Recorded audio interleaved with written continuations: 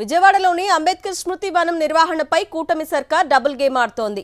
ప్రభుత్వ నిర్లక్ష్య తీరుపై నిరసనలు వెల్లువెత్తడంతో మభ్యపెట్టే ప్రయత్నం చేస్తోంది.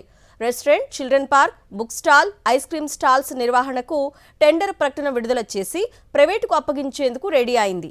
ఈ నెల 15 వరకు టెండర్ దాఖలు చేయాలని ప్రభుత్వ అనుకూల పత్రికలో ప్రకటన ఇచ్చింది.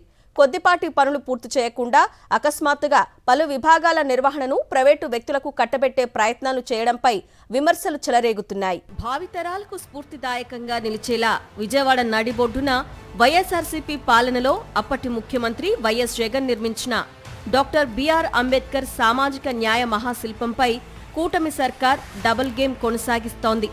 ఈ ప్రాజెక్టు పూర్తి స్థాయిలో ప్రజలకు అందుబాటులోకి వస్తే వైఎస్ జగన్ కు ఘనత దక్కుతుందనే ఉద్దేశంతో మొదటి నుంచి దీన్ని ప్రైవేటు పరం చేసేందుకు విఫలయత్నం చేస్తున్న కూటమి ప్రభుత్వం తాజాగా మరో ఎత్తుగడ వేసింది.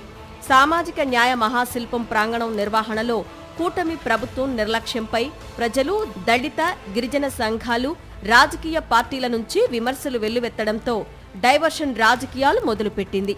ఆ ప్రాంగణంలోని పలు విభాగాల నిర్వహణ బాధ్యతలను ప్రైవేటు వ్యక్తులకు అప్పగించేలా ఈ నెల 5న టెండర్ పిలిచింది.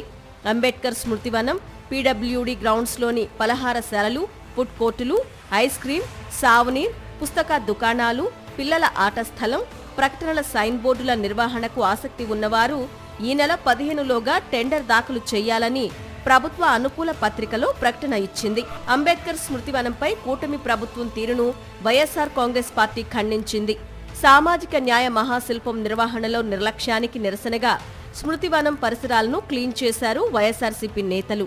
స్మృతివనాన్ని ఈ నెల 26న రాజ్యాంగ దినోత్సవం నాటికి సర్వాంగ సుందరంగా తీర్చిదిద్దాలని వైఎస్ఆర్సీపీ ఎస్సీ సెల్ విభాగం డిమాండ్ చేసింది. ఈ స్మృతివనాన్ని ప్రభుత్వ ఆధీనంలోకి తీసుకుని నిర్వహించాలని, లేని పక్షంలో అదే రోజు అంబేద్కర్ విగ్రహం వద్ద ఆత్మార్పణ చేసుకుంటామని హెచ్చరించారు. రాష్ట్ర వ్యాప్తంగా ఆందోళన చేపడతాం. 26వ తారీఖు నవంబర్ రాజ్యాంగ దినోత్సవం.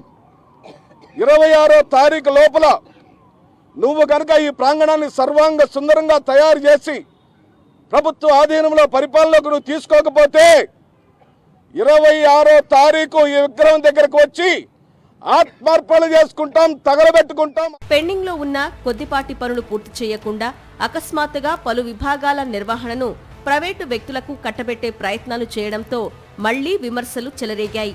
ఈ ప్రాజెక్టు స్ఫూర్తిని ప్రైవేటు నిర్వహణలో నీరుగార్చి నిర్మాణాలపై ప్రజలను ఏమార్చేందుకు కూటమి ప్రభుత్వం ప్రయత్నిస్తోందని ఆరోపణలు వస్తున్నాయి.